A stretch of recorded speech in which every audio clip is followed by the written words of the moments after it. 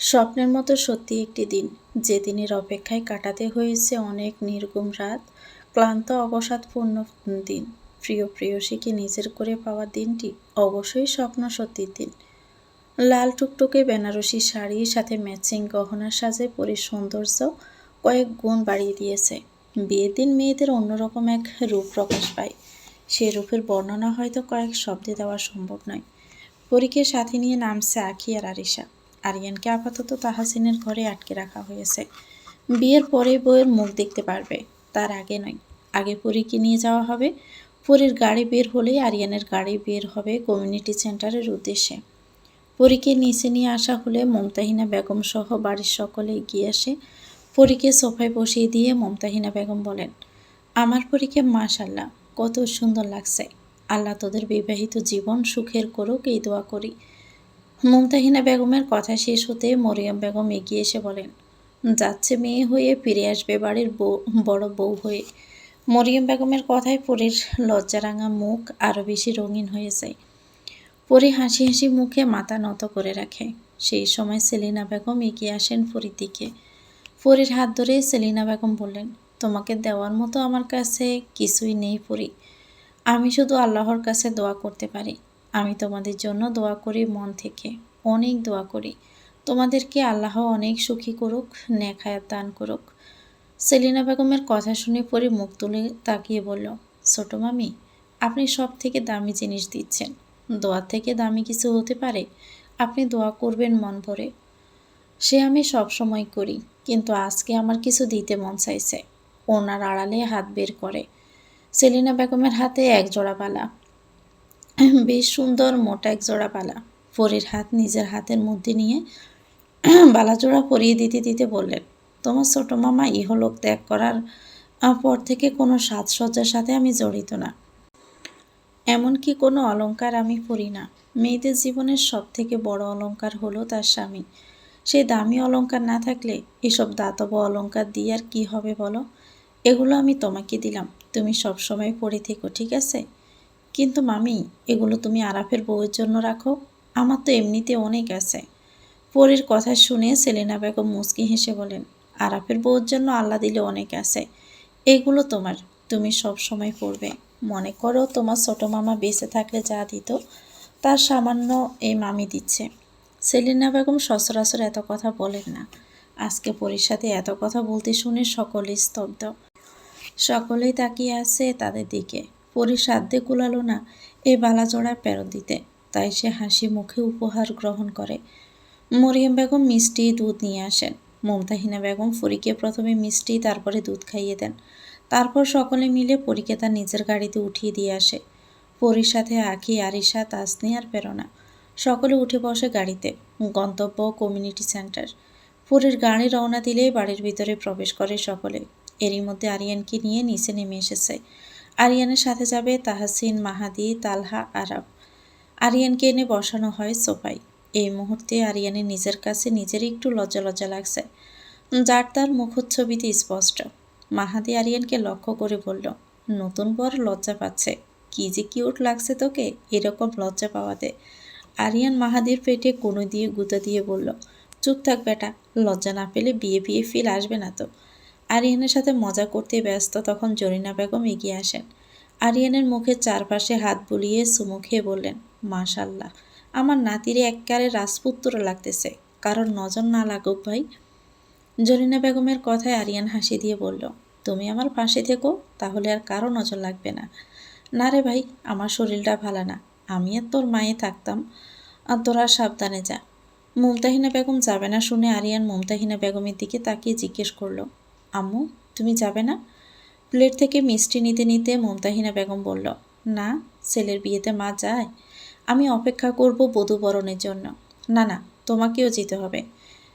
কেমন কি অ্যারেঞ্জমেন্টস করলাম দেখবে না? ভিডিও করে আনিস, তাহলেই দেখব, কিন্তু যাব না। এখন চুপচাপ হা কর।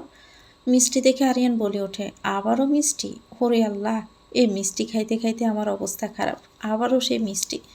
আরিয়ান মিষ্টি দেখে এমন করছে দেখে মাহাদি বলে ওঠে, আন্টি ডোন্ট ওয়ারি, আরিয়ান না খেলে আমি আছি। হ্যাঁ তুই খা, আমি আর পারছি না।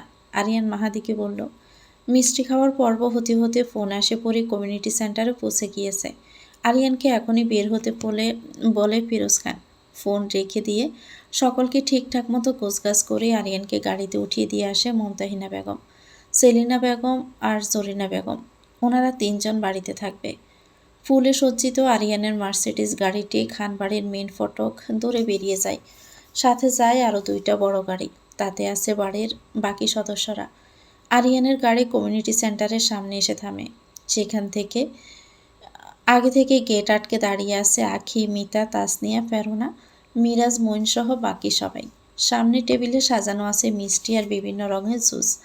আরিয়ানের গাড়ি থেকে প্রথমে নেমে আসে মাহাদি, তাহসিন, তারপর পিছনের গাড়ি থেকে নেমে আসে বাকি সকলে। আরিয়ানকে তখনই গাড়িতেই বসিয়ে রেখেছে। এরই মধ্যে আরেকটা গাড়ি এসে থামে। ইমন আর ইশতিয়াক চলে এসেছে। ওদের সাথে এসেছে রুবায়েত আর রুষা। আরিয়ানকে গাড়ি থেকে নামিয়ে নিয়ে আসলে সকলের বায়না দাবি অনুযায়ী টাকা দিয়ে আরিয়ানকে ভিতরে যেতে হবে। এই নিয়ে বেশ কিছুক্ষণ তর্ক, হাসি, মজা চলল। তারপর নিজেদের দাবি মতো টাকা পেয়েই আরিয়ানের জন্য গেট ছেড়ে দেয়। মিষ্টির প্লেট আর গ্লাস নিয়ে আখি আর মিতা নিজেদের মতো চলে যাচ্ছিল। তাহসিন এগিয়ে গিয়ে আখিকে বলল, আমাকে একটা মিষ্টি খাইয়ে দাও মিস আখি পাখি। তাহসিনের কথা শুনে আখি দাঁড়িয়ে যায়। মিষ্টির প্লেটের দিকে তাকিয়ে থেকে কিছু একটা ভেবে তাহসিনের দিকে তাকিয়ে একটা মিষ্টি হাসিয়ে দিয়ে বলল, অবশ্যই, হাঁ করুন, আমি খাইয়ে দিচ্ছি। আখির কথা শুনে তাহসিন অবাক হয়। এতটাই অবাক হয় যে তাহসিনের মুখের হাসি উড়ে যায়। নিজের মনে ভাবে, এ বাবা, এটা কি হলো? মিষ্টির থেকেও মিষ্টি কথা, ডাল মে কুছ কালা তো নেহি। তাহসিনের ভাবনা শুধু ছেড়ে যায় আখির কাণ্ডে। তাহসিনের মুখের সামনে একটা মিষ্টি ধরে বলছে, এ নিন বেয়াই সাহেব, হাক মিষ্টি খান। প্রথমে মিষ্টি খাবে বললেও এখন তাহসিনের মোটেও ইচ্ছে করছে না। তবু জোরপূর্বক মুখে হাসি নিয়ে হাঁ করে। আখি তাহসিনের মুখে মিষ্টি পুরে দিয়েই বলল, পুরোটা খাবেন কিন্তু, খুবই স্পেশাল মিষ্টি। কথাটা বলেই আখি মুখ টিপে হাসতে হাসতে চলে যায়। তাহসিন কিছুক্ষণ মিষ্টিটা মুখের মধ্যে নিয়ে থাকে। তারপর আল্লাহর নাম নিয়ে যেই খেতে শুরু করবে, মিষ্টির ঝালের এক অদ্ভুত স্বাদ তাহসিনের মুখে। মিষ্টির থেকে ঝালের পরিমাণই বেশি মনে হচ্ছে। চোখ মুখ লাল হয়ে গিয়েছে।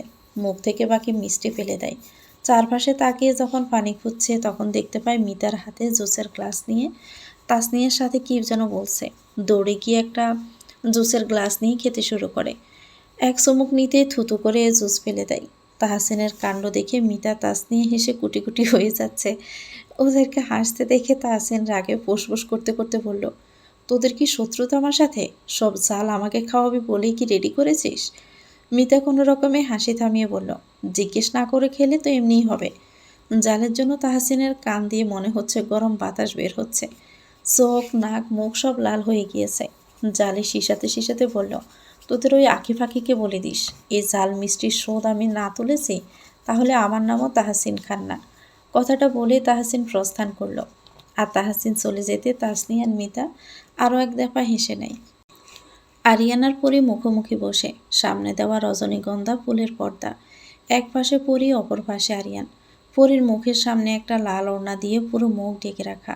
কাজে বিয়ে পড়ানো শুরু করে। রজনীগন্ধার গন্ধে ভারী হয়ে আছে চারপাশ। সমস্ত ডেকোরেশন করা হয়েছে শুধুমাত্র তাজা গোলাপ আর রজনীগন্ধা দিয়ে। মনে হচ্ছে একটি ফুলের বাগানের মধ্যে ফুলপুরি আর তার রাজপুত্রের সেই বহু প্রতীক্ষিত মিলন হচ্ছে।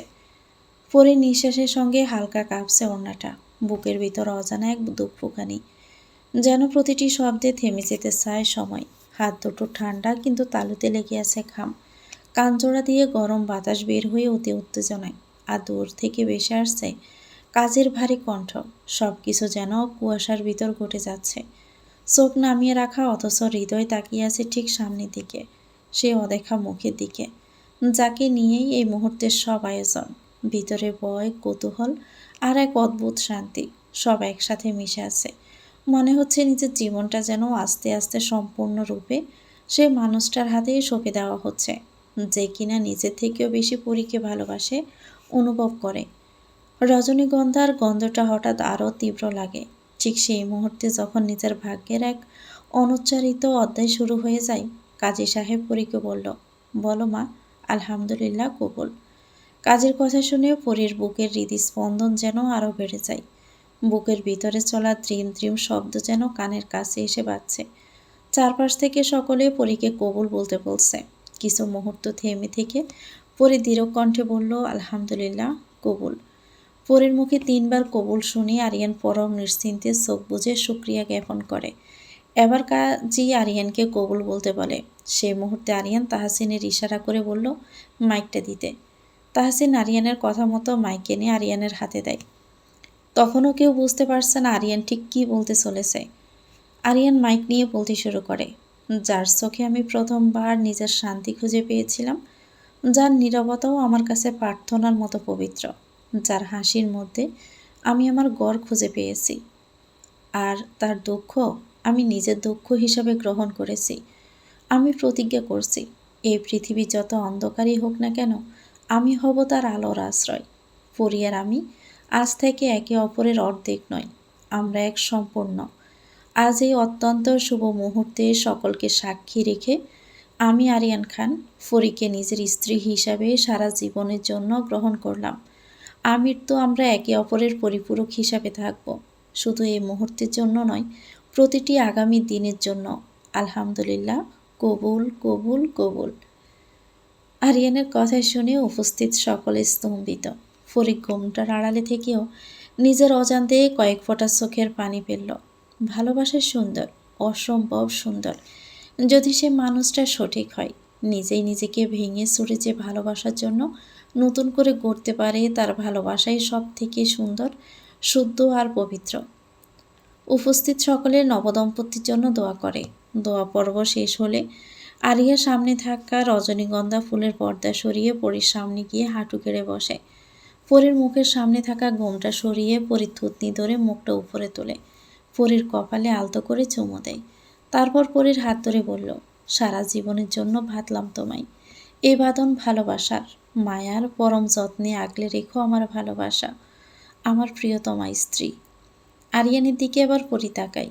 বিয়ের সাজে আরিয়ানকে দেখে পরীর চোখ জোড়া যেন আটকে গিয়েছে। লজ্জা শরমের কথা বলে আরিয়ানের দিকে এক দৃষ্টিতে তাকিয়ে আছে। আরিয়ান পরীর দিকে মন্ত্রমুগ্ধের নেই চেয়ে আছে। দৃষ্টিতে দৃষ্টি রেখে দুজনেরই অনুভবের অসীম অন্তরিক্ষে যেন হারিয়ে গিয়েছে। আরিয়ান আর পরীকে পাশাপাশি বসানো হয়। তাদের চারপাশে ঘিরে আছে সব পরিচিত মানুষজন। এখন হবে আয়না দেখার পালা। দুইজনের মাথার উপরে সেই লাল ওড়নাটা ধরে আছে আখি, মিতা, তাসনিয়া সহ বাকি সকলে। আরিশা আরিয়ানার পরীর সামনে আয়না ধরে আছে। পরীর সামনে আয়না ধরে জিজ্ঞেস করলো, ভাইয়া দেখ তো, আয়নায় কি দেখতে পাচ্ছিস? কিছুক্ষণ আয়নার দিকে তাকিয়ে থেকে আরিয়ান বলল, আমার জীবনের আকাশের একমাত্র চাঁদ। উপস্থিত সকলে আরিয়ানের উত্তর শুনে সকলে উচ্ছ্বাসিত হয়। এবার পরীর পালা। আরিশা পরীর দিকে আয়না ধরে জিজ্ঞেস করলো, কি দেখতে পাচ্ছেন ভাবি?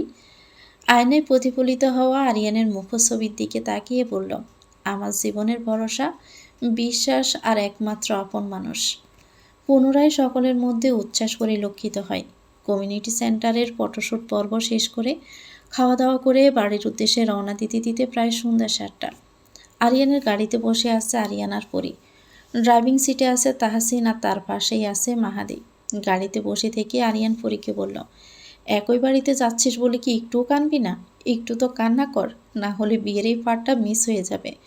আরিয়ানের কথা শুনে পরী একটু অবাক হয়ে কপাল কুঁচকে বলল, আপনার খুব শখ হচ্ছে আমাকে কান্না করানোর জন্য? আরিয়ান দুষ্ট হাসি দিয়ে বলল, তা একটু চাই, কিন্তু অন্যভাবে। অন্যভাবে মানে? রাতে টের পাবেই। আরিয়ানের কথার মানে বুঝতে পেরে পরী চুপ হয়ে যায়। জানালা দিয়ে বাহিরের দিকে তাকিয়ে থাকে আর ভাবতে থাকে, আসলেই তো সব মেয়েরাই তো বিয়ের সময় কান্না করে, কিন্তু কান্না তো তার পাচ্ছে না। তার তো আনন্দ লাগছে এই ভেবে যে পছন্দের মানুষের সাথে আগের বাড়িতেই ফিরতে পেরে। পরের ভাবনায় সেদ ঘটে আরিয়ানের কথায়। হঠাৎই আরিয়ান তাহসিনকে বলল, সামনের ওই গাছের নিচে গাড়িটা সাইড করে রাখ। তাহসিন গাড়ি চালাতে চালাতে জিজ্ঞেস করলো, কেন ভাইয়া, কোনো সমস্যা? আহ, যা বললাম কর না। তাহসিনার কথা না বাড়িয়ে গাড়িটা সাইড করে রাখে। গাড়ি থামতেই আরিয়ান তাহসিন আর মাহাদিকে উদ্দেশ্য করে বলল, তোরা একটু গাড়ি থেকে নাম, আমার পরীর সাথে কিছু কথা আছে। আরিয়ানের কথা শুনে মাহাদি দুষ্টমি করে বলে ওঠে, ব্রো, তোমার কি বাসর করতে আর তর্স হয়েছে না নাকি? ভাবিকে দেখে আর কন্ট্রোল হচ্ছে না? মাহাদির কথা শুনে তাহসিন ফিক করে হেসে দেয়, কিন্তু পরী আছে বলে নিজের হাসিটা চেপে রাখে। এদিকে মাহাদির কথায় পরী ভীষণ লজ্জা পেয়ে যায়। সে মাথা নত করে বসে থাকে। কিন্তু বাহিরের দিকে তাকিয়ে আরিয়ান মাহাদিকে বলল, ফালতু বকর বকর না করে নাম এখন, আমি ফোন দিলে আসবি। মাহাদি দুষ্ট হাসি দিয়ে বলল, ওকে ব্রো, এত হাইপার হইও না, চল তাহসিন, আমরা যাই, এক কাপ চা খেয়ে আসি। তাহসিন আর মাহাদি গাড়ি থেকে নেমে দুজনে চলে যায়। দুইজনে নেমে যেতেই পরি রেগেমেগে বলে ওঠে, ওদেরকে নামালেন কেন? যা বলার বাড়িতে গিয়ে বলতেন। আরিয়ান পরের গাল টেনে দিয়ে বলল, আরে ওইটা তো বাহানা, বলার জন্য অনেক সময় আছে, কিন্তু তোকে এ সাজে দেখার জন্য সময়ই পেলাম না। আমার বউকে ঠিক কতটা সুন্দর লাগছে সেটা তো ভালো করে দেখলামই না, এখন দেখার জন্য টাইম নিলাম। মুহূর্তে পরের মেজাজ ঠান্ডা হয়ে যায় আরিয়ানের কথা শুনে। কণ্ঠ নামিয়ে বলল, বাড়িতে যেয়েই দেখতেন, এখন সন্ধ্যা এইভাবে দাঁড়ানো ঠিক হয়নি। পরীর কথা শুনে আরিয়ান কানে পৌঁছায়নি। সে বিমোহিত নয়নে পরীর দিকে তাকিয়ে আছে। আরিয়ানের তীক্ষ্ণ দৃষ্টি যেন পরীকে গভীর থেকেও গভীরভাবে দেখছে। হুট করে আরিয়ান নিজের ডান হাত পরীর গলার পাশ দিয়ে গাড়ের উপরে নিয়ে যায়। হঠাৎ আরিয়ানের স্পর্শে পরী একটু কেঁপে ওঠে। নিজে থেকে দূরে যেতে চাইলে আরিয়ান টেনে নিজের কাছে নিয়ে আসে। আলতো করে পরীর কপালে গালে চুমু দিয়ে বলল, তোকে আজকে মায়াবিনী লাগছে, যে মায়ায় আমি আষ্টে পিষ্টে আটকে আছি। ফরির চোখ বুজে আরিয়ানের মোহিত কণ্ঠে সে কথাগুলো শুনছে। আরিয়ান পরীর গাল ছেড়ে ঠোঁটে গভীরভাবে একটা চুমু দিয়ে পরীকে জড়িয়ে ধরে আর বলল, লিপস্টিক নষ্ট হবে, না হলে ছাড় ছিল না, but be prepared for tonight. পরি তখনও নিজের কম্পিত হৃদয় নিয়ে চুপ করে বসে আছে। আরিয়ান ফোনের স্ক্রিনে নিজেকে দেখে নিয়ে তাহসিনকে ফোন দেয়। ওরা চলে আসলে গাড়িতে উঠে গাড়ি স্টার্ট দেয়। মাহাদি এসে আরিয়ানকে এটা সেটা বলে অনেক খোঁচা দিয়েছে, কিন্তু আরিয়ান নিজেও দমে না গিয়ে সমান তালে উত্তর দিয়ে গিয়েছে। নতুন বউ নিয়ে বাড়িতে ঢুকতেই খানবাড়িতে হইচই শুরু হয়ে যায়। গতদিনের আনন্দের থেকেও আজকের আনন্দের মাত্রা বহুমাত্রিক। দরজার সামনেই দুই পাশে হাতে ফুল নিয়ে অপেক্ষা করছে সকলেই। আরিয়ানের গাড়ি এসে থামে। প্রথমে তাহসিন মাহাদি বের হয়। তাহসিন গিয়ে আরিয়ানকে নামিয়ে আনে আর পরীর দিকে দরজা খুলে দেয়। আরিয়ান দ্রুত গিয়ে পরীর হাত ধরে গাড়ি থেকে বের করে। নেমে দাঁড়াতেই সকলকে অবাক করে দিয়ে পরীকে কোলে তুলে নেয় আরিয়ান। আরিয়ানের হুট করে করা এই কাজে পরী রীতিমতো স্তম্ভিত। বারবার আরিয়ানকে বলছে নামিয়ে দিতে, কিন্তু পরীর কথায় আরিয়ান কানেই তুলেনি। পরীকে কোলে তুলে নিয়ে বাড়ির ভিতরে প্রবেশ করে। দরজার সামনে আসতেই ফুলের বর্ষণ হয় তাদের উপরে। পরীকে নিয়ে বসিয়ে দেয় সোফায়। পরীকে বসিয়ে আরিয়ান নিজেও তার পাশে বসে। লম্বা একটা দম ছেড়ে বলে, আজকে তোর ওজনটা বেশি মনে হচ্ছে? নিজের বিয়ের খাবার খেয়ে কি একবেলায় ওজন এত বেশি হয়ে গেল? পরী আরিয়ানের দিকে আর চোখে তাকিয়ে বলল, একদিন খেলে ওজন বেড়ে যায়? এই যে এত ভারী শাড়ি গহনা পরেছি, এগুলোর ওজন আমার থেকেও বেশি, সেগুলো দেখেন না? আরিয়ান একটু আয়েশ করে হেলান দিয়ে বসে আরেকটু পিষপিষিয়ে বলল, তাহলে তো সব খুলে একবার কোলে নিয়ে দেখতে হচ্ছে। আরিয়ানের কথা শুনে পরীর চোখ জোড়া বড় বড় হয়ে যায়। কিছু বলতে যাবে তার আগে মিষ্টি ফল দুধ নিয়ে হাজির হয়ে যায় মুমতাহিনা বেগম, জহুরা বেগম আর মরিয়ম বেগম। পরী বেশি কিছু না বলে শুধুমাত্র অসভ্য লোক বলে চুপ করে যায়।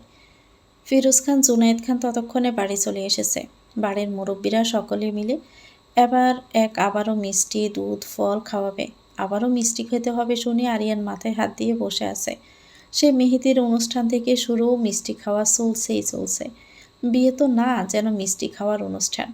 আরিয়ানের মিষ্টি খাওয়ায় অসুবিধা হবে বলে পাশে ফল এনেছেন মুমতাহিনা বেগম। কিন্তু পরী আবার উল্টো, সে খুব আয়েসেই মিষ্টি খেয়ে যাচ্ছে, উল্টো চেয়ে চেয়ে খাচ্ছে। পরীর সুইট টুথ, সে মিষ্টি খেতে খুবই পছন্দ করে। পরী আর আরিয়ানকে ঘিরে সকলে যখন ব্যস্ত, সেই সময় আখির পাশে এসে দাঁড়ায় মিরাজ। মিরাজ আখিকে ডেকে বলল, আখি আপু, একটা কথা আছে। আখি মনোযোগ দিয়ে পরী আরিয়ানকে দেখছে। সেই সময় মিরাজের কথা শুনে ঘুরিয়ে মিরাজকে জিজ্ঞেস করলো, কি কথা বলো ভাইয়া? মিরাজ একটু চিন্তা করে বলল, পরী আপু বলেছে আপুর রুম থেকে একটা ছোট টাওয়াল এনে দিতে, একদম রুমালের মতো সাইজ যেটা। মিরাজের কথা শুনে আখির একটু অবাক হয়, কারণ ফরিদ তো এখানে ব্যস্ত। মিরাজকে কখন এই কথা বলল বুঝে ওঠে না। পুনরায় আখি মিরাজকে প্রশ্ন করল, পরি কখন বলল? আমি তো সামনেই ছিলাম, দেখলাম না তো। আর আখি আপু, আমি যে সামনে গেলাম তখন বলল, এই মিষ্টি দুধ খেয়ে গিয়ে গায়ে যদি পড়ে সেজন্য। আখির কাছে মিরাজের কথায় ডাউট লাগলেও অবিশ্বাস করতে পারছে না, কারণ একটু আগে সত্যি মিরাজ পরির সামনে ছিল। আর পরি এরকম টাওয়াল কাছে রাখে যখন ঠান্ডা লাগে। এখন সত্যি লাগবে কি না সেটাই ভাবতে থাকে। আখিকে ভাবনায় দেখে মিরাজ আবারও বলে, আখি আপু যাও, দেখো সবাই খাওয়ানো শুরু করে দিয়েছে, এখন যদি হঠাৎ লাগে কাছে টিস্যু নিয়ে যাও আপু। মিরাজ এক প্রকার আখিকে টেলে পাঠিয়ে দিচ্ছে। আখি তাই মিরাজকে বলল, আরে দাঁড়াও দাঁড়াও, যাচ্ছি, যাবো আর আসবো। আখি সিঁড়ি বেয়ে উপরে উঠে যায়। পরীর ঘরে যাওয়ার জন্য প্রথমে আরিয়ানের ঘর, তারপর তাহাসিনের ঘর পার করতে হয়। উপরে আপাতত কেউ নেই, সবাই নিচে। উপরের পুরোটা নিরিবিলি, নিচের কোলাহল শোনা যাচ্ছে। আখি তাহাসিনের ঘরের দরজা যে ক্রস করবে সেই মুহূর্তে অন্ধকার ঘর থেকে একজোড়া হাত আখির হাত ধরে ঘরের ভিতরে টেনে নেয়। ঘটনার আকস্মিকতায় আখি চিল্লানি দিতে যাবে তার আগেই কেউ আখির মুখে হাত চেপে ধরে, আর অপর হাত দিয়ে আখির হাত চেপে ধরে রাখে। অন্ধকার রুমে হালকা আলোয় খেলা চলছে। সামনে কে দাঁড়িয়ে আছে আখি এখনও দেখতে পায়নি। এরই মধ্যে আখির কানের কাছে গরম বাতাস অনুভূত হয়। সামনে থাকা আগন্তুক আখির কানের কাছে নিঃশ্বাস ফেলছে। এরপরে ফিসফিসিয়ে বলল, আমার জাল কিন্তু এখনো কমেনি, একটু কমিয়ে দাও। তাহাসিনের কণ্ঠ চিনতে পেরে আখির দম যেন আটকে আসে। এখন এই অন্ধকারে বুঝতে পারছে তাহাসিন ঠিক কতটা সামনে এবং কাছে। তাহাসিন আখির মুখের উপর থেকে হাত সরিয়ে নেওয়ার আগে আবারও কানের কাছে ফিসফিস করে বলল, হাত সরিয়ে নিলে যেন আর চিল্লানি দিও না, তাহলে কিন্তু বিষয়টা খুবই খারাপ হবে, তাই চুপ করে দাঁড়িয়ে থেকো। তাহসিনের কথাগুলো আখির কাছে ঠান্ডা হুমকির মতোই মনে হলো। ভয়, চিন্তা, আতঙ্কে আখি ঘেমে নিয়ে একাকার। গায়ে থাকা জর্জেটের লাল রেটি শাড়িটা গায়ে যেন লেপ্টে আছে। তাহসিন হাত সরিয়ে নিতেই বড় শ্বাস ফেলতে থাকে। কিছুটা ধাতস্থ হয়ে আখি তাহসিনকে জিজ্ঞেস করলো, আপনি আমাকে এভাবে। আখি পুরো কথা শেষ করতে পারে না ঘন ঘন নিঃশ্বাস নেওয়ার কারণে। তাই তাহসিন নিজেই বলতে শুরু করে, আমাকেও বাজে ঝাল মিষ্টি দিয়েছিলে কোন সাহসে। তাহসিনের কথা শুনে আখি ডোক গিলে বলল, আমি তো ইচ্ছে করে দেইনি, আপনিই তো চেয়েছিলেন। তাহসিন এগিয়ে গিয়ে আখির দুহাত জোরে চেপে ধরে বলল, আমি কি বলেছিলাম আমাকে জাল মিষ্টি দেওয়ার কথা? Answer me. তাহসানের ধমকে আখি কেঁপে ওঠে, কাঁপা কাঁপা গলায় বলল, আমি তো এমনি মজা করে দিয়েছিলাম, বিয়েতে তো এরকম করেই, আপনার খারাপ লেগেছে তার জন্য সরি। আখির কথা যেন তাহসিনের কাছে অন্যরকম শোনালো। নিজেকে ঠান্ডা করে তাহসিন বলল, মিস আখি পাখি, সরি বললে হবে না, শাস্তি পেতে হবে, কঠিন শাস্তি। শাস্তির কথা শুনে আর একবার আখির গলা শুকিয়ে কাঠ হয়ে যায়। কি কি শাস্তি? তাহসিন বাঁকা হেসে বলল, বিয়ে করতে হবে। তাহসিনের কথা শুনে আখি চমকে উঠে একটু জোরে বলে ওঠে, কি, আপনার মাথা ঠিক আছে? জোরে বলে ফেলেছে বুঝতে পেরে মুখে হাত চেপে ধরে। বিড়বিড় করে বলতে থাকে, সরি সরি, জোরে বলতে চাইনি। আখির কাণ্ড দেখে তাহসিন স্মিত হাসি দিয়ে ওর মুখের সামনে থেকে হাত সরিয়ে দেয়। হাত টেনে তাহসিন নিজের কাছে নিয়ে আসে। এতটাই কাছে নিয়ে আসে যে আখি যেন তাহসিনের সাথে মিশে যাচ্ছে। আখি ছাড়ানোর চেষ্টা করছে, কিন্তু তাহসিনের মতো পুরুষের কাছে তার মতো পাতলা দেহ পাখির বাচ্চার মতোই মনে হচ্ছে। আখি দিকে শীতল দৃষ্টিতে তাকিয়ে বলল, আমার দিকে তাকাও মিস আখি পাখি। তাহসিনের কথা শুনে যেন আখি শুনে না। তাহসিন এবার কণ্ঠস্বর গম্ভীর করে বলল, ভালোই ভালোই তাকাও, না হলে জোর করলে সেটা কিন্তু খারাপ হবে। তাহসিনের কথায় এবার কাজ হলো। আখি ভয়ে ভয়ে তাহসিনের দিকে তাকায়। আখির তাকাতে দেরি হয়, কিন্তু তাহসিনের আখির ঠোরছোড়া দখল করতে দেরি হয় না। তাহসিনের এমন কাজে আখি হতবিহ্বল হয়ে আছে। নিজেকে ছাড়াতে গিয়ে আরও বেশিভাবে আটকে যাচ্ছে। ঠিক কতক্ষণ তাহসিন আখিকে দখল করে রেখেছিল আখির জানা নেই, কিন্তু একসময় বুঝতে পারে দম আটকে আসছে, এখনই সেন্সলেস হয়ে যাবে। ঠিক সেই সময় তাহসিন ছেড়ে দেয়। না চাইতেও আখি তাহসিনের বুকে লুটিয়ে পড়ে। বেশ অনেকক্ষণ দম আটকে থাকার কারণে তার অবস্থা শোচনীয়। ক্লান্তিতে আখি তাহসিনের বুকে লুটিয়ে পড়লেও তাহসিন আখিকে পরম যত্নে নিজের বুকে জড়িয়ে নেয়। আখির মাথায় হাত বুলিয়ে দিতে দিতে বলল, আমার মুখের ঝাল কমলেও বুকেরটা কমেনি। আমি চাইলেই তোমাকে প্রেমের প্রস্তাব দিতে পারতাম, কিন্তু আমি তোমাকে প্রেমিকা হিসাবে নই, নিজের বউ হিসাবে চাই। আমি তোমাকে ভালোবেসে ফেলেছি মিস আখি পাখি। তোমাকে আমার এই হৃদয়ের প্রাণ পাখি করে রাখবো, তুমি শুধু আমার হয়ে যাও। আখের কর্ণকুহরের কথাগুলো প্রবেশ করলেও উত্তর দেওয়ার মতো শক্তি পায় না। মাথায় মধ্যে এখনও ঝিমঝিম করছে, কিন্তু তাহসিনের প্রতিটি কথা কানের ভিতরে প্রতিধ্বনি হচ্ছে বারে বারে। সাদা পাঞ্জাবি, সাদা পায়জামা পরে সোফায় বসে আছে আরিয়ান। দৃষ্টি ফোনের স্ক্রিনে থাকলেও পূর্ণ মনোযোগ আছে তার ঘরের দিকে। দরজা আটকে দাঁড়িয়ে আছে তাহসিন আর মাহাদি। পরীকে ধরেছে ঘরে ঢুকতে হলে তাদেরকে আগে বকশিস দিতে হবে। এইদিকে আরিশা মাহাদিকে বলছে, ঘর তো আরিয়ান ভাইয়া নিজে সাজিয়েছে, তো বকশিস তোমাদের দিতে যাবে কেন? আরিশার কথা শুনে তাহসিন বলল, সব কিছুর সাথে আমি ছিলাম, আর মাহাদি ভাইও ছিল লাস্টে। তাহসিনের কথা শুনে মিতে এগিয়ে এসে বলল, ওসব ধান্দা বাদ দে ভাইয়া, শুধু টাকা নেওয়ার ধান্দা, তাই না? আর পরি এত টাকা কোথায় পাবে? মাহাদি একটু মিতার দিকে ঝুঁকে গিয়ে উত্তর দেয়, আমি শুনেছি ভাবির বিজনেস আছে, সেখান থেকে সামান্য প্রফিটের টাকা তো আমরা চেয়েছি, ভাবি দিতে পারবে, তাই না ভাবি? মাহাদির কথা শুনে পরি এবার বলল, ভাইয়া আমার কাছে তো ক্যাশ নেই। কোনো সমস্যা নেই ভাবি, ক্যাশ চেক সবভাবেই নিতে পারবো। পরি ওদেরকে অপেক্ষা করতে বলে নিজের ঘরে যায়। তার কাছে চেক দিয়ে রেখেছে তার মামা, সেইটা থেকে একটা পাতায় অ্যামাউন্ট লিখে সাইন করে দেয়। তারপর সেই চেকের পাতা নিয়ে এসে মাহাদি তাহসিনের দিকে এগিয়ে দেয়। মাহাদি তাহসিনের আগে নিয়ে নেয় আর বলল, এই তো, এইরকম একটা ভাবিই দরকার ছিল। ওয়েলকাম ভাবি, আপনার রুমেই আপনাকে স্বাগতম। দরজা ছেড়ে দিয়ে তাহসিন আর মাহাদি সরে দাঁড়ায়। ঘরে ঢুকতে ঢুকতে পরিসহ বাকি সকলে অবাক হয়ে যায়। পুরো ঘরে লাল, সাদা আর হলুদ রঙের গোলাপ দিয়ে সাজানো। পুরো ঘরে শুধু গোলাপ আর গোলাপ, মনে হচ্ছে গোলাপের বাগানেই চলে এসেছে। সকলে মিলে পরীকে খাটে বসিয়ে দিয়ে বিভিন্ন কথা বলে হাসি মজা করতে থাকে।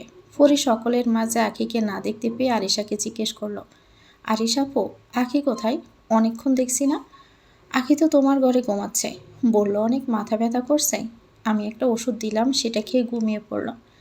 আরিশার ঘরে ঘুমিয়ে আছে বলে পরি আর কিছুই বলে না। 2 রাত ওদের দুইজনের চোখে ঘুম নেই। রাত জেগে গত গল্প করেছে দুইজনে, তাই পরিও ভাবলো ঘুমিয়ে নিক। তাহসিন মাহাদি নিচে আরিয়ানের কাছে এসে আরিয়ানের সাথে ইমন আর ইশতিয়াকও বসে আছে। সাথে আছে ফিরোজ খান আর জুনায়েদ খান। মাহাদি সব কিছুতে একটু বেশি চটপটে, জায়গা লোক বিচার না করে দুমদাম এক একটা অদ্ভুত কথা বলে দেয়। এখন যেমন ফিরোজ খান আর জুনায়েদ খানের থাকা সত্ত্বেও মাহাদি বলে বসলো, ভাবি তোর জন্য ওয়েট করছে, চল ব্রো। মাহাদির কথা শুনে ফিরোজ খান একটু কাশি দিয়ে ওঠেন।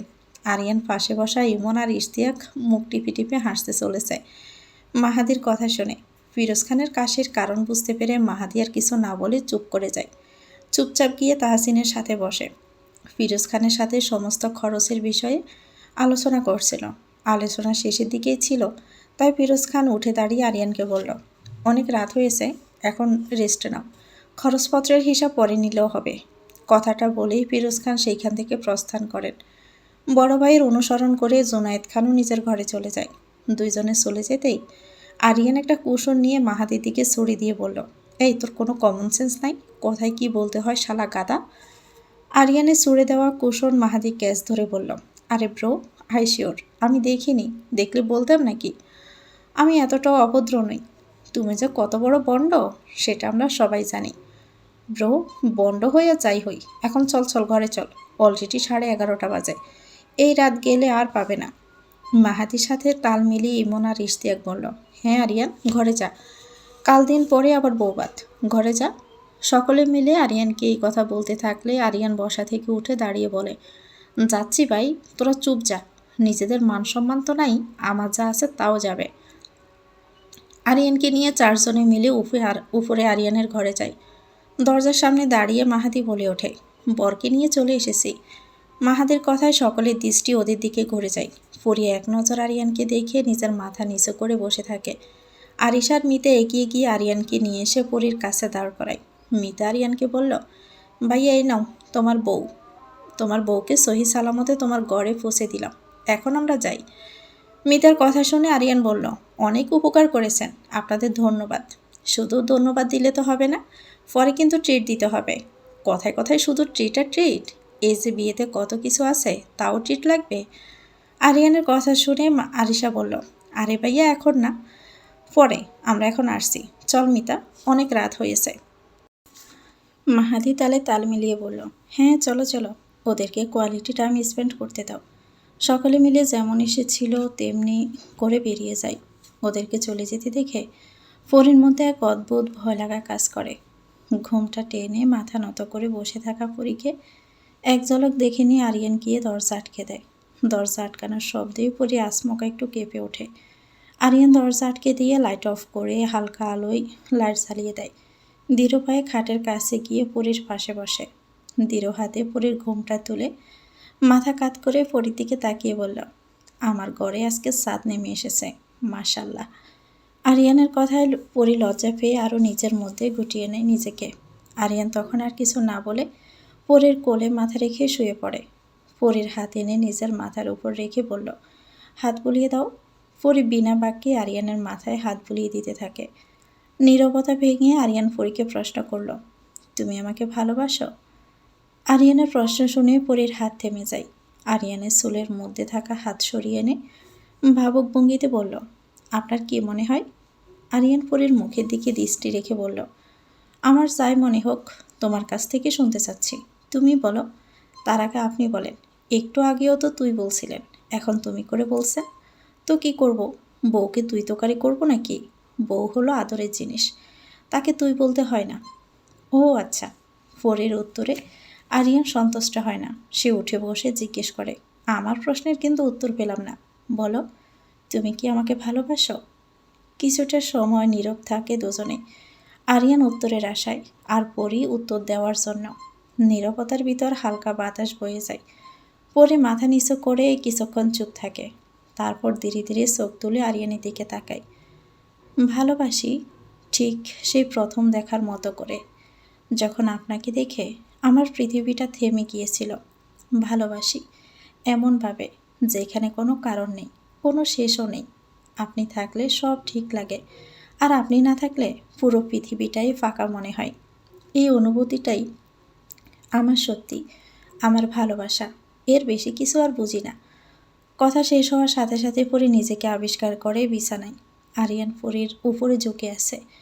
আরিয়ান পরীর দিকে বিমোহিত দৃষ্টিতে তাকিয়ে বলল, এর বেশি বুঝতে হবেও না, এটুকু বুঝলেই হবে হানি।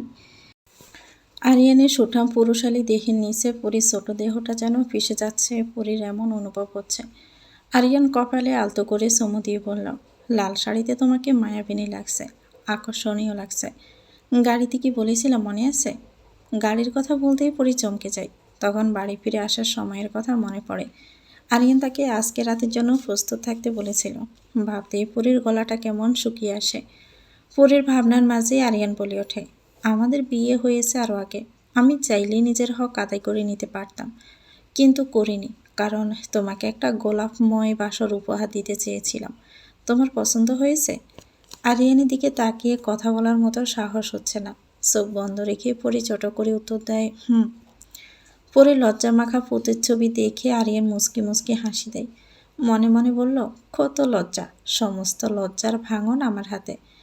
আরিয়ান নিজের বাম হাত দিয়ে পরীর ডান হাতের আঙ্গুলের মধ্যে চালনা করে। পরীর কপালে গালে অসংখ্য চুমু দিয়ে পরীর কানের কাছে নেমে এসে কানের লতিতে আলতো করে একটা কামড় দিয়ে বলল, কেনাই। পরীর নিরুত্তর থেকে নিজেকে যেন আরও আড়াল করতে চায়, কিন্তু আরিয়ান পরীর মুখ ঘুরিয়ে এনে তার উষ্ঠদয় দ্বারা পরীর উষ্ঠ দখল করে নেয়। আরিয়ান পরীর ঠোঁটের স্পর্শে মত্ত। পরী উপর হাত দিয়ে আরিয়ানের পিঠের পাঞ্জাবি আঁকড়ে ধরেছে। তাতে আরিয়ান যেন আরও উন্মাদ হয়ে যায়। পরীর দম ফুরিয়ে আসে, কিন্তু আরিয়ান ছাড়তে নারাজ। পরীর অবস্থা বুঝতে পেরে কিছু সময় পরীর ঠোঁট জোড়া ছেড়ে দেয়। পরীর সমস্ত পর্ষা মুখমণ্ডল লাল বর্ণ ধারণ করেছে।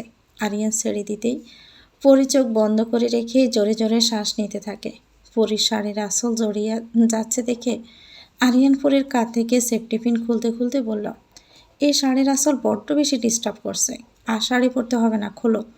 না থাক, আমি এর ব্যবস্থা করছি। অধৈর্য আরিয়ান পরীর কাঁধ থেকে আঁচল নামাতে দেখে পরী কয়েকবার বাধা দিয়ে বলল, আরে কি করছেন? আঁচল ঠিক করে রাখলেই তো থাকবে।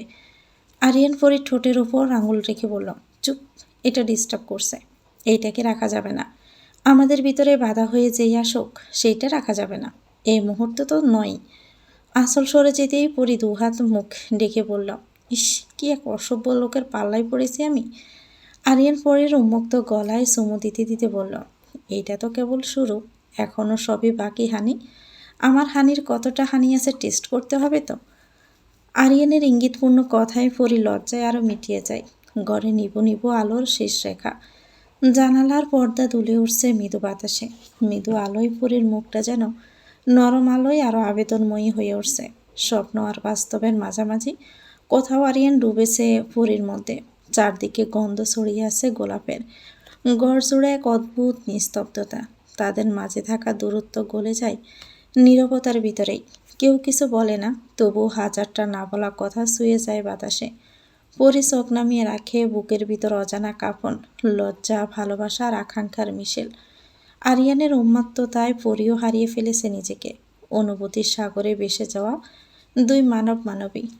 ঘরের ভিতরে নিঃশ্বাসের শব্দ আর হৃদস্পন্দন মিলেমিশে এক হয়ে যায়। রাতটা নরমভাবে তাদের ঘিরে ধরে, যেন সময় থেমে যায় কেবলই দুইজনের জন্যই। আলো ছায়ার মিশে যায় দুটি অস্তিত্ব। ভালোবাসা তখন কেবল অনুভবের নয়, হয়ে ওঠে এক নিঃশব্দ প্রতিশ্রুতি, আকাঙ্ক্ষার গভীর ছাওয়ার সারা জীবনের জন্য। একটি সুন্দর স্নিগ্ধ সকাল। জানালার ফাঁক দিয়ে সূর্যের আলো এসে পরি চোখে পড়তেই বিরক্তিতে চোখ মুখ কুঁচকে আসে। আলো আড়াল করতে পাশ করতে দেখতে পায় আরিয়ানের শান্ত সুন্দর ঘুমন্ত মুখটা। শান্ত মায়াবী মুখশ্রী দেখে পরীর একটু ছুঁয়ে দিতে মন চায়। সাহস করে আরিয়ানের গালের খোঁচা খোঁচা দাড়িতে আলতো করে হাত রাখে। খোঁচা খোঁচা দাড়িতে হাত রাখতেই পরীর মধ্যে অদ্ভুত এক শিহরণ বয়ে যায়। আরিয়ানের গালে হাত রেখে পরি লজ্জা মিশ্রিত মুচকি হাসছে। ঠিক সেই সময় আরিয়ান চোখ মেলে তাকায়। আরিয়ান তাকাতেই পরি হাত সরিয়ে নেয়। হাতের সাথে সাথে নিজের দৃষ্টিও সরিয়ে নেয় লজ্জায়। এভাবে গালে হাত রাখতে দেখে আরিয়ান কি ভাবছে সেটা ভেবেই পরি লজ্জায় মিশে যাচ্ছে। আরিয়ান পরির দিকে তাকিয়ে হাসি দিয়ে পরির হাত নিয়ে পুনরায় নিজের গালের উপর হাত রেখে দেয় আর বলল, নিজের বরের গালে হাত রেখেছ, এতে আবার এত লজ্জা কিসের? কথাটা শেষ করে আরিয়ান পরীকে নিজের কাছে টেনে নেয়, বুকের সাথে মিশিয়ে নেয়। আরিয়ানের কাছে সরে যাওয়ার সময় পরি লক্ষ্য করে পরির পরনে আছে শুধু আরিয়ানের একটা সাদা শার্ট। শার্টের দিকে নজর পড়তে পরির মনে পড়ে যায় গত রাতের কথা। তাতেই যেন লজ্জার মাত্রা বেড়ে যায় বহুগুণ। সেই সাথে অনুভব হয় শরীরের তীব্র ব্যথা। পাতলা চাদর টেনে আরিয়ান নিজেদেরকে ডেকে নেয়। পরি চুলের ঘ্রাণ নিয়ে বলল, খুব ব্যথা করছে হানি? পরি চোখ বন্ধ করে বলল, একটু। ওষুধ দিব, খেয়ে নিও, তাহলে ব্যথা কমে যাবে। পরির কোনো প্রতিউত্তর না করে কিছুক্ষণ আরিয়ানের বুকেই লেপ্টে থাকে। মুখ তুলে আরিয়ানের দিকে চেয়ে বলল, ছাড়ুন, অনেক বেলা হয়েছে, এবার না উঠলে সবাই কী ভাববে? পরির কথা শুনে আরিয়ান আরও শক্ত করে জড়িয়ে ধরে বলল, কেউ কিছু বলবে না। বাড়ির কেউ না বললেও বাড়িতে আসা মেহমানরা বলবে। এখন উঠুন। পরির কথার কোনো জবাব না দিয়ে আরিয়ান পরির গালে আলতো করে চুমু দেয়। হাসকি স্বরে বলল, তাহলে আর একটু আদর করে নিই, তারপর উঠব। কথাটা বলে আরিয়ান পরির গলায় নিজের নাক ঘষতে থাকে। আরিয়ানের প্রতিটি স্পর্শে পরি কেঁপে কেঁপে ওঠে। আটকাতে চাইলেও পারে না। কিছু বলবে তার আগেই পরির নিজের ঠোঁট জোড়া দখল করে নেয় আরিয়ান। অপরদিকে পরির পরনে শার্টের ভিতর দিয়ে আরিয়ানের হাতের অবাধ্য বিচরণ চলতে থাকে। নিজের দেহের ভার ছেড়ে দিলে আরিয়ান পরিতে পুরোপুরি মত্ত হয়ে যায়। সকাল সকাল ছাদে এসে একটু হাঁটাহাঁটি করছিল মিতা। বাগানবিলাস গাছের ফুল ছিঁড়ে নিয়ে সে পিছনে গুজে কারো সাথে ধাক্কা খায়। ধাক্কা খেয়ে মুখ তুলে চেয়ে দেখে মাহাদি। মাহাদি মিতাকে জিজ্ঞেস করল, ভাত, মাছ, মাংস, বিরিয়ানি এসব কিছু খাও? মাহাদির কথার আগামাথা না বুঝতে পেরে মিতা বলে ওঠে, মানে? মাহাদি দুহাত পিছনে বেঁধে বলল, না মানে সবসময় শুধু ধাক্কাই খাও, তাই ভাবলাম অন্য কিছু খাও কি না। এমনিতেই যেই স্বাস্থ্যমন্ত্রী। মাহাদির কথায় মিতা খেপে গিয়ে কোমরে হাত রেখে বলল, ওই মিয়া, আরিয়ান ভাইয়ার বন্ধু বলি কি ছেড়ে দিব মনে করছেন, যে যা ইচ্ছে তাই বলছেন? মাহাদি নিজের মাথাটা একটু নিচু করে মিতার মুখের সামনে এসে বলল, প্লিজ ছেড়ো না প্রিটি লিটল বেবি। মিতা যেন আরও বেশি খেপে যায় মাহাদির কথায়। রাগে কটমট করে বলল, আপনার মাথা সব তার মনে হয় ছিঁড়ে গিয়েছে। আমাকে বারবার এই লিটল বেবি করছেন কেন? হ্যাঁ, আমাকে দেখে কি বেবি মনে হয়? মাহাদি এবার মিতাকে আপাদমস্তক একবার দেখে নিল, তারপর বলল, এভাবে দেখলে তো হবে না, ভালোভাবে দেখতে হবে, তাহলে আমি বলতে পারবো তুমি বেবি নাকি বেবির মা হবে। ফাজিল লোক একটা। কথাটা বলেই মিতা গটগট করে ছাদ থেকে নেমে যায়। ছাদ থেকে নেমে সোজা আরিশার রুমে আসে আঁখি উঠেছে কিনা দেখতে। আরিশার রুম ফাঁকা দেখে একবার পরীর রুমে গিয়ে দেখে আসে, কিন্তু আঁখি কোথাও নেই। ডাইনিংয়ে এসে মমতাহিনা বেগমকে জিজ্ঞেস করেন, খালামণি আঁখি কোথায়? ওকে পাচ্ছি না কোথাও। টেবিল সব কিছু গুছিয়ে রাখতে রাখতে মমতাহিনা বেগম বললেন, একটু আগে আঁখির বাবা এসে নিয়ে গেল। মমতাহিনা বেগমের কথা শুনে মিতা যেন আকাশ থেকে পড়ল। গত রাতেও কথা হলো, তখনও কিছু বলেনি। মিতা উদ্বিগ্ন হয়ে জিজ্ঞেস করলো, হুট করে চলে গেল কেন আঁখি? আঁখির তো বৌভাতের পরে যাওয়ার কথা ছিল। আঁখি যাওয়ার সময় বলল, বিয়েবাড়িতে হই হুল্লোড়ের মধ্যে মাথা ব্যথা অনেক বেশি হয়েছে, সহ্য করতেও কষ্ট হচ্ছে, তাই চলে যাচ্ছে। এখন পরের মেয়ে অসুস্থ, তাকে জোর করে আটকে রাখা ঠিক হবে না। বাড়িতে যেয়ে নিরিবিলি রেস্ট নিলেই সুস্থ হয়ে যাবে। তাহলে বৌভাতে আসবে না? সুস্থ হলে আসবে বলেছে, চিন্তা করিস না। পরীকে বুঝিয়ে বলতে বলেছে। মুমতাহিনা বেগমের সাথে কথা বলে মিতা নিজের ঘরে নিজের মতো চলে যাচ্ছিল। সিঁড়ির কাছে এসে দেখতে পায় তাহসিন অন্যমনস্ক হয়ে দাঁড়িয়ে আছে, চোখ মুখে বিষণ্ণতা। তাহসিনকে দেখে মিতা জিজ্ঞেস করলো, ভাইয়া এখানে সিঁড়িতে দাঁড়িয়ে আছো কেন? মিতার কথায় তাহসিনের গোর কাটে। না এমনি। তুই কি বলছিলি আঁকি ফাঁকি চলে গিয়েছে? হ্যাঁ ভাইয়া, ও নাকি অসুস্থ, কিন্তু একবার বলেও গেল না। বৌভাতে আসবে না? তাহসিনের কথা শুনে মিতার কাছে কেমন অন্যরকম মনে হলো। কথাগুলো যেন তাহসিনের গলায় আটকে আটকে যাচ্ছে। খালামণিকে বলে গিয়েছে সুস্থ হলে আসবে। ও আচ্ছা। আর কিছু না বলে তাহসিন নিচে নেমে ডাইনিং টেবিলে বসে। এখনও কেউ আসেনি, সবাই ঘুমাচ্ছে, আর না হয় ফ্রেশ হচ্ছে। বিয়ের দখলে সকলেই ক্লান্ত। তাহসিন চেয়ারে বসে অন্যমনস্ক হয়েছিল। ঠিক সেই সময় মাহাদির আগমন ঘটে। তাহসিনের পাশে বসতে বসতে মাহাদি জিজ্ঞেস করলো, কি হয়েছে জেন্টেলম্যান, এত চিন্তিত কেন? মাহাদির কথা শুনে তাহসিন একবার মাহাদির দিকে তাকায়, তারপর আবারও দৃষ্টি সরিয়ে দীর্ঘশ্বাস ফেলে বলল, কিছু না ভাইয়া। মিথ্যে কেন বলছো? তোমাকে দেখলে একটা বাচ্চাও বলে দিতে পারবে সামথিং ইজ রং। মাহাদের কথা শুনে তাহসিন জোরপূর্বক মুখে হাসি টেনে বলল, না ভাইয়া কিছু না, একটু টায়ার্ড। মাহাদি আর তাহসিনকে জিজ্ঞেস করে না। বার কয়েক কাউকে কিছু জিজ্ঞেস করলে সে বলতে না চাইলে আর জিজ্ঞেস না করাই ভালো। ড্রেসিং টেবিলের সামনে বসে হেয়ার ড্রায়ার দিয়ে চুল শুকিয়ে নিচ্ছে পরি। আরিয়ান তখন ওয়াশরুমে। সকলের সামনে ভেজা চুল নিয়ে যেতে কেমন লজ্জা লাগছিল, সেই জন্য হেয়ার ড্রায়ার নিয়ে বসে পড়েছে চুল শুকাতে। খুব তাড়াহুড়ো করছে যাতে তাড়াতাড়ি হয়। সম্পূর্ণ না শুকিয়ে যাক, অল্প তো শুকাবে। লম্বা চুল হওয়ায় যেন এক বড় সমস্যা হয়ে দাঁড়িয়েছে। পরি যখন ব্যস্ত চুল শুকানোর কাজে, তখনই আরিয়ান ওয়াশরুম থেকে বেরিয়ে আসে। ডান হাত দিয়ে নিজের চুলের পানি ঝেড়ে ফেলেছে আর পরীকে দেখছে। পরীর নজর আয়নায় প্রতিফলিত হওয়া আরিয়ানের দিকে যেতে হেয়ার ড্রায়ার বন্ধ করে জিজ্ঞেস করলো, কিছু বলবেন? পরীর প্রশ্ন শুনে আরিয়ান কিছু না বলে এগিয়ে গিয়ে পরীকে পিছন থেকে জড়িয়ে ধরে। পরীর কাঁধের উপর নিজের থুতনি রেখে আয়নার দিকে তাকিয়ে ঘোর লাগা কণ্ঠে বলল, কিছু বলতে আর ইচ্ছে করে না, এখন শুধু আমার পরী বউটাকে আদর করতে ইচ্ছা করে। কথাটা বলে আরিয়ান পরীর গলায় চুমু দেয়। পরী আরিয়ানের স্পর্শে আবেশিত হয়ে যায়, চোখ বুজে ফেলে নিমেষেই। চোখ বুজে রেখে বলল, নিচে যেতে হবে, এমনিতে দেরি হয়ে গিয়েছে। পরীর কথা শুনে আরিয়ান কিছুক্ষণ এইভাবে থেকে তারপর পরীকে ছেড়ে দিয়ে পরীর কাঁধে হাত রেখে বলল, আপাতত ছাড়লাম, ভালোভাবে আবার ধরব। আরিয়ানের কথা শেষ হতেই পরী বলে ওঠে, ধরলেই তো দাগ করে ছাড়েন, এরকম করলে কারোর সামনে যাওয়া যায়? আরিয়ান একটু হাসি দিয়ে পরীর গলার লালচে দাগে আঙ্গুল বুলাতে বুলাতে বলল, ভালোবাসার চিহ্ন, এইরকম দাগ সারা জীবন তোমাকে বহন করতে হবে, লজ্জা পেলে চলবে না। আর আমার ভালোবাসার গভীরতা বেশি, তাই চিহ্ন বেশি থাকবে। বলেই তো শেষ। আর আমার এসব ঢেকে রেখে চলতে হয় কত সাবধানে। আপনাকে তো আর তা করতে হয় না। তাহলে আমার গলায় এমন দাগ করে দাও। শুধু গলায় কেন, সর্বাঙ্গে এমন দাগ করে দিলেও আমার কোনো আপত্তি নেই। পরীকে কথাটা বলে আরিয়ান আলমারি থেকে নিজের টি শার্টের ট্রাউজার বের করে পরতে থাকে, আর আরসোকে পরীকে দেখতে থাকে। পরী শেষে কিছু বলতে চেয়েছিল, কিন্তু আরিয়ান নিজের মতো চলে যাওয়ায় আর বলেনি। পরী তখন ফাউন্ডেশন দিয়ে দাগ ডাকতে ব্যস্ত। পরীর কাজে আরিয়ান মুচকি মুচকি হাসে। খাবার টেবিলে বসে আছে সকলেই। মাহাদি আরিয়ানকে ইনডাইরেক্টলি নানানভাবে খোঁচা দিচ্ছে, আর আরিয়ান ইশারায় বারবার ওকে থামতে বলছে।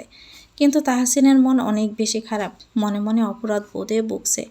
সকলে খাওয়া দাওয়া করছে আর কালকের অনুষ্ঠানের ব্যাপারে কথা বলছে। সে সময় পরী হন্তদন্ত হয়ে নিচে টেবিলের কাছে এসে দাঁড়ায়, একটা চেয়ার ধরে হাঁপাতে থাকে। পরীকে এভাবে দৌড়ে আসতে দেখে আরিয়ান উদ্বিগ্ন হয়ে জিজ্ঞেস করলো, কি হয়েছে, এভাবে দৌড়াচ্ছ কেন?